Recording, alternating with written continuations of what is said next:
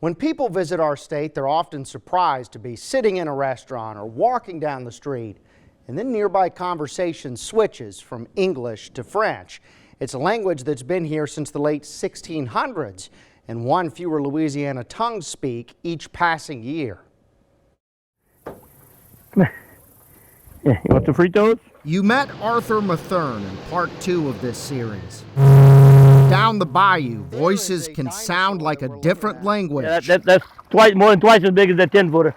But in Louisiana, it might be a different language. And all the basics, like when you get in the boat, they're right there, and do small, take it easy, and comment ça va, how you doing? French. I speak French.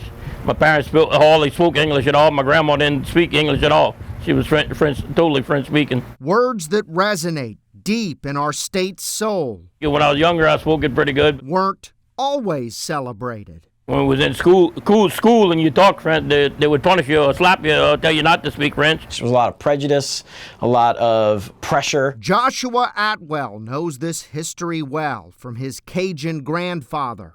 I asked him about French one day, and he actually got really upset. That's what he told me, is we don't speak that here. Which is why what you're about to witness will surprise you on multiple levels. Non, Tijo, ça c'est pas vrai. Ah, m'accorde donc ça, c'est la vraie chanson de la journée. From a makeshift studio in his Zachary home, Moi je la connais. Joshua and the next Atwell generation bring what he calls Louisiana French to life. The populations that have the highest percentage of French speakers are actually Native Americans. That history. And we're talking, how did your grandparents speak French? And that's what we're pulling all these resources together to capture for you. Mais vous autres, Atwell teaches right alongside the language. je crois, elle veut pas partir à cette heure.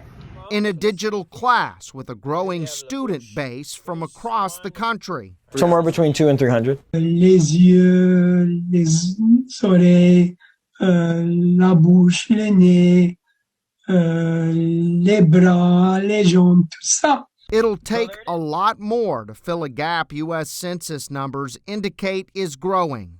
In 2010, about 136,000 Louisianans said they speak French at home.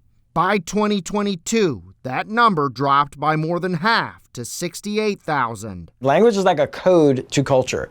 And so when the language that was spoken here since 1699 disappears, that culture over time is 100% going to disappear as well. That gets to the heart of why Joshua is doing... Is that jiggity boo? Is the Creole word, did I say that right? The Creole word for being dead. This. Conversations that people have been able to have that they wouldn't have been able to have otherwise, that have been the biggest, I think, win for us. And today's word of the day is? Soon. Conversations Joshua never got to have with his grandfather. The man society told, Ça va bon. lose the language. I don't know what happened to him, but it wasn't good. The man he now honors. Oh, ça va bien, et toi? Oh, ça va bien bon. Oh, bien bon, ça c'est bon. Hey! By preserving it. I think he would have seen the light. I think he would be really proud, honestly. You can now find French immersion schools for kids across the state, a significant reversal from what kids experienced 100 years ago. That concludes our 3-part series. Louisiana First Investigates will continue to highlight challenges our state faces.